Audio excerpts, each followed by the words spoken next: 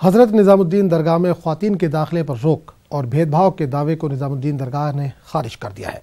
निजामुद्दीन दरगाह के नायब सज्जादा नशीन पीरजादा फरीद अहमद निजामी ने न्यूज़ 18 से खास बातचीत करते हुए कहा कि ख्वातीन के लिए यहाँ खुसूसी इंतजाम हैं। पीरजादा फरीद अहमद निजामी साहब हैं, दरगाह हजरत निजामुद्दीन औलिया के वो नायब सज्जादा नशीन भी हैं। फरीद साहब, जिस तरह की बात सामने आ रही है, क्या सच्चाई है? क्या यहाँ पर ख़वातीन के दाखिले पर कोई पाबंदी है?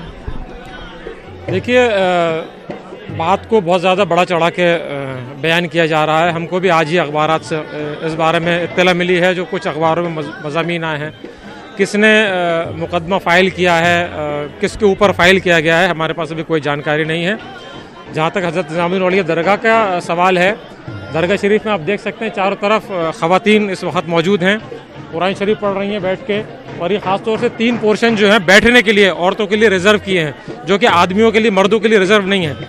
मर्द जो है वो अंदर खड़े होकर फातिहा पढ़ते हैं, औरतों के लिए बाकायदा बैठने का इंतज़ाम है। कुरान शरीफ पढ़ने के लिए औरतें, उनके बच्चे यहाँ से बैठने के लिए। अगर नमाज के लिए कुछ औरत जाएँ तो शायद ये वाहिद ऐसी दरगाह होगी दिल्ली के अंदर जहाँ पे औरतों के लिए एक अलग मस्जिद है, रिजर्व कर रखी है जगह, आपको और किसी जगह नहीं मिलेगा इस। यानी कि आप ये कह रहे हैं कि दरगाह में अलग से बल्कि एक रिजर्वेशन दिया गया है, ख़वातीन को ख़ास दर्जा दिया गया है उनको? बिल्कुल, दरगाह शरीफ में अलग से औरतों के बैठने का इंतज़ाम है। मर्दों के लिए जहाँ तक सवाल है, मर्द अंदर खड़े होकर फातिहा पढ़ते हैं, औरतें बैठ के इत्मीनान से, क्योंकि उनके साथ बच्चे भी होते हैं, तो उसका ख्याल रखते हुए। और ऐसे ही नमाज के लिए भी औरतों को परेशानी ना हो, इसलिए मस्जिद का भी एक अलग पोर्शन औरतों के लिए रिजर्व कर दिया गया है, जहाँ पे जेंट्स नहीं जाते। फिर इस तरह की बात जो लोग कर रहे हैं, वो क्या समझते हैं आप कि इस तरह की बात क्यों कर रहे हैं? अब बात को बढ़ा चढ़ा के आजकल के हालात में, या मैं क्या कहूँगा कि इलेक्शन के मामले आ रहे हैं कि दरगाहों को, ख़ास तौर से वो दरगाहें हिंदुस्तान की सूफी श्राइन्स जो हमेशा से कौमी यकजहती का मरकज़ रही हैं, जहाँ पे आज तक कई सौ साल गुजरने के बाद हर कौम का, हर मजहब का आदमी आपको दरगाहों पे नज़र आएगा, आपको किसी मस्जिद में, किसी मंदिर में नज़र नहीं आएगा। ये दरगाहें हिंदुस्तान की गंगा जमनी तहजीब को आज भी समोए हुए हैं। तो कुछ लोग हैं जो इसको डिस्टर्ब करना चाह रहे हैं शायद, और ज़बरदस्ती। दरगाहें हमेशा सियासत से अलग रही हैं, दरगाहें हमेशा मीडिया से अलग रही हैं। वो अपना काम जो है सूफी संतों का वो मिशन लेके चल रही हैं। ज़बरदस्ती घसीटा जाना किसी मामले के अंदर और एक इशू बनाया जाना ज़रा सी बात का, एक बीच में सिर्फ एक जाली है मार्बल की, एक तरफ औरतें हैं, एक तरफ मर्द होते हैं, वो ख्याल रख के और बाकायदा औरतों के लिए कालीन बिछा के अलग इंतजाम किया गया है। और तकरीबन 750 साल से ये इंतज़ाम ऐसे ही चला आ रहा है, इसमें कभी तब्दीली नहीं हुई है। तो उस इंतज़ाम को लेकर आज की तारीख में कोई बवाल खड़ा कर देना कि साहब ऐसा हो रहा है औरतों के साथ। औरतें यहाँ लंगर तकसीम करती हैं, औरतें यहाँ पे ऑफरिंग करती हैं, नजराने देती हैं, औरतें यहाँ पे कव्वाली सुनती हैं आदमियों के साथ बैठ के। किसी भी किस्म का कोई भेदभाव, डिस्क्रिमिनेशन नज़र नहीं आता। तो फरीद अहमद निज़ामी जो नायब सज्जादा नशीन, उन्होंने साफ तौर पर कहा यहाँ पर ख़ास इंतज़ाम किया गया है, बल्कि ख़वातीन के साथ किसी तरह की जो है कहना चाहिए उनके हुकूक पर कोई डाका नहीं डाला जा रहा है, उनको कहीं रोका नहीं जा रहा है, बल्कि उनके लिए तो मज़ीद इंतज़ाम बराबरी का, मसावत का यहाँ पर किया गया है। कैमरामैन हरीश के साथ खुर्रम शहजाद, न्यूज़ 18 दिल्ली। बंगाल में आज़मीन हज की घटती तादाद के लिए मुआशी पसमानदगी को वजह बताते हुए CPM MP मोहम्मद सलीम ने ममता हुकूमत को इसके लिए जिम्मेदार बताया। बंगाल से आज़मीन हज का कोटा 17,000 है, ताम हर साल यहाँ से 10 से 12,000 आज़मीन सफर हज पर रवाना होते हैं। हालिया 2 बरसों में इस तादाद में मजीद कमी आई है। गुज़िश्ता साल जहाँ 9,700 आज़मीन सफर हज पर रवाना हुए, इस साल अब तक सिर्फ 4,000 दरख्वास्तें ही जमा हुई हैं, जो अब तक की सबसे कम तादाद है।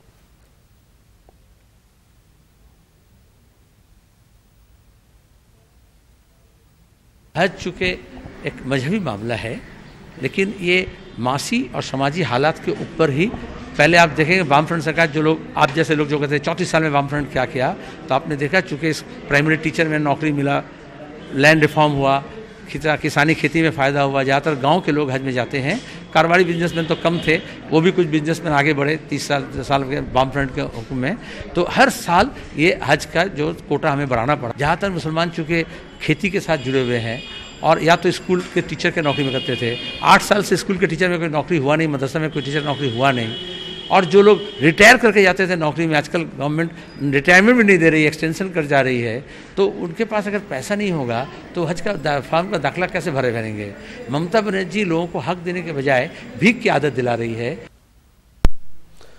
रिलायंस ग्रुप के चेयरमैन मुकेश अंबानी की बेटी ईशा अंबानी की आज और कल प्री वेडिंग सेरेमनी है। इस दौरान अंबानी ग्रुप ने राजस्थान के उदयपुर में अन्न सेवा की शुरुआत की है, जिसमें 7 से 10 दिसंबर तक 5100 लोगों को दिन में 3 बार खाना खिलाया जाएगा।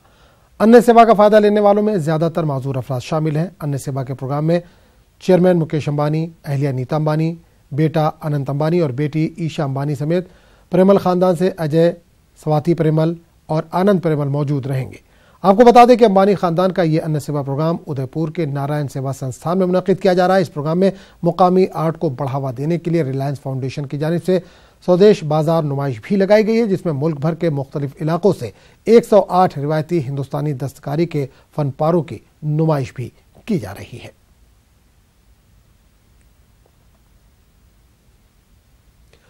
ब्राजील की रियासत सियारा में बदमाशों और सिक्योरिटी एहलकारों के बीच फायरिंग में 12 अफराद हलाक हो गए हैं, जिसमें 2 बच्चे भी शामिल हैं।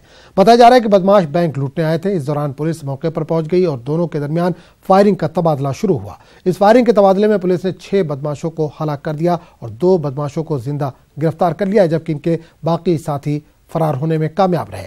पुलिस का कहना है कि इन्होंने बदमाशों के कब्जे से 3 गाड़ियां और धमाका खेज सामान बरामद किया है। पुलिस फरार बदमाशों की तलाश में है।